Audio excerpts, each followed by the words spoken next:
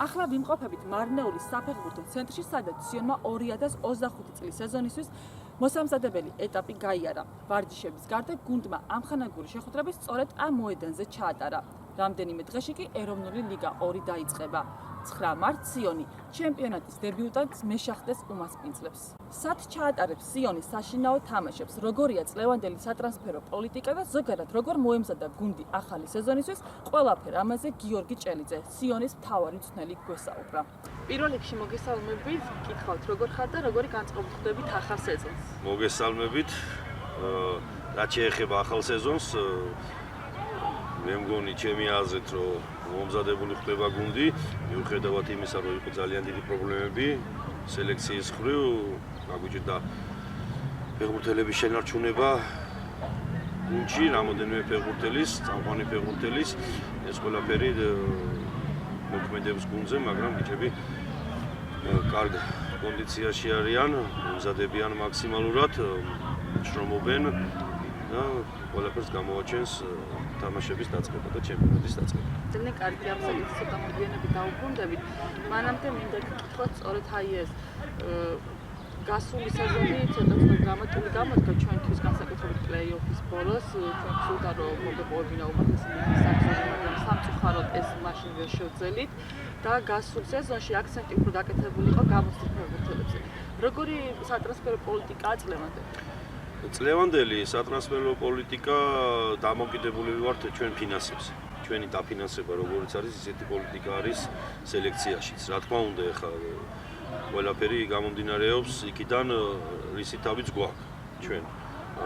წელს გვყავს ფეხბურთელები გამოცდილებიც, ახალგაზრდებიც, კიდევ ერთხელ ვიმეორებ, გვყავს ფეხბურთელები, რომელიც მომავალი იქნება სავარაუდოდ ბოლნისის სიონის და ქართული ფეხბურთის, მაგრამ სასურველი იყო ალბათ ჩემი აზრით გაგვეტოვებინა რამოდენიმე ფეხბურთელი, წამყვანი ფეხბურთელი, რომელიც წავიდა გუნდიდან, კიდევ ერთხელ ვიმეორებ, ეს იყო ფინანსური პრობლემების გამო, ძალიან დიდი პრობლემა შეგვიქმნა, ფაქტურად ვერ შეგვექნება გავიარეთ, ვერც რამოდენიმე ფეხბურთელი კიდე გვინდოდა ვერ დავიმატეთ, მაგრამ გუნდში არიან ისეთი ახალგაზრდა ფეხბურთელები, რომელიც ადაპტაცია გაიარეს და ჩემი აზრით ამ ფეხბურთელებს მაინც დრო დაჭირდებათ იმისთვის, რომ შეეგუონ ამ სიტუაციას და ბოლნისის სიონს.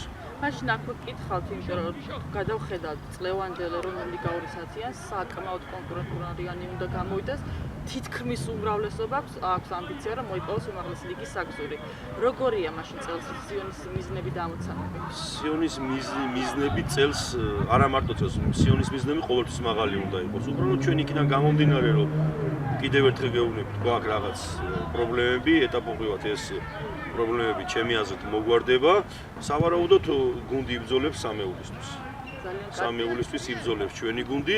რა თქმა უნდა, ჩვენ გვინდა ყველა თამაში გამოვიდეთ და მოვიგოთ, მაგრამ ეს იქნება ძალიან რთული, კიდევ ერთხელ ვიმეორებ, დიდი კონკურენცია იქნება, გუნდები გაძლიერდნენ, დაიმატენ გამოცდილი ფეხბურთელები, დაიმატენ ლეგიონერებიც და ჩვენ შევეცდებით, რომ ვებრძოლოთ აი ამ გუნდებს. ვარაუდობთ, რომ შევკრათ მებრძოლ ახალგაზრდა გუნდს. აუცილებლად ვცდილობთ ყველანაირად, მწვრთნელთა შტაბი, ფეხბურთელებიც, კლუბის ხელმძღვანელობაც და სავარაუდოდ ალბათ კიდე ზაფხულში შევივსებით, რის იმედიცა გვაქვს და ფინანსების, მოპოვების თანხების და სავარაუდოდ ზაფხულში შევივსებით და უფრო ვიქნებით რეალური სახელმწიფოება ჩვენი გუნდის. აი ახსენე რომ სხვა გუნდები გაძლიერდნენ და აქვე ვიტყვი რომ მათ გაიარეს უცხოეთში მოსამზადებელი პერიოდის და მე როგორც ვიცი ჩვენი გუნდის გეგმავდა თურქეთში გაივლო მომზადების ეს ეტაპები, თუმცა საბოლოო ჯამში გადაწყდა რომ აქ საქართველოში დარჩენილიყავით, ამ მოედანზე ვარჯიშობთ, აქვე თამაშობთ. რამდენად ხარისხიანი იყო ეს მომზადება? მოდი მაშინ ამაზეც ვისაუბროთ. მომზადებას რაც შეეხება საქართველოს პირობებში, რაც გავიარეთ, ერთჯერადი ვარჯიშები ქონდა, ჩვენ ორჯერადი ვარჯიშები ვერ ჩავატარეთ, მაგრამ მარნეულის მოედანზე რაც გავიარეთ, აი აქ ამ ადგილას, ჩემი აზრით, კარგად გაიარა. ყველა ფეხბურთელმა, რაც თავარია, ტრამვა არ ქონია, ვითამაშეთ ბევრი ამხანაგური თამაში, ნახეთ რამოდენიმე ფეხბურთელი, ნახეთ ბოლნისელი ახალგაზრდა ფეხბურთელები, რომელიც ჩვენთან არიან და ჩვენთან ვარჯიშობენ და გამოადგებათ ეს ფეხბურთელები ისევ ბოლნის U17 და U19-ს, ყველას ვაძლევთ იმის შანსს, რომ ჩვენთან მიიღონ მონაწილეობა სამწვრთნელო პროცესში და რა თქმა უნდა სათამაშო პროცესში. კიდევ ერთხელ ვიმეორებ, არ მინდა რომ ხშირად გამომივიდეს ეს, რომ ზბორი ვერ გავიარეთ, ვერ წავედით, ეს კარგია, რა თქმა უნდა, რომ გუნდმა ზბორი უნდა გაიაროს, ორჯერადი ვარჯიში უნდა ჩაატაროს, მაგრამ ისე საშუალებაც ჰქონდა ჩვენ მაქსიმალურად მოვიწყოთ. აქედან გამომდინარე, რომ ვფიქრობ, რომ კარგად და ხარისხიანად მოვუწოდეთ. კარგად და ხარისხიანად მოვუწოდეთ, რა თქმა უნდა. ყოველთვის შეიძლება უკეთესი, მაგრამ საწუწუნოდ ჩვენ არაფერი არ გვაქვს. არსებული პირობებიდან მე ძალიან კმაყოფილი ვარ გუნდის და ბიჭების მომზადებას. ძალიან კარგი. წინა სასეზონო პერიოდი ამაზე საუბარი შეიძლება არც გუნდორეთ არც ვსვიდეთ, მაგრამ გულშემატკივარს აქვს კითხვები და ვფიქრობ, რომ იმსახურებენ პასუხებს.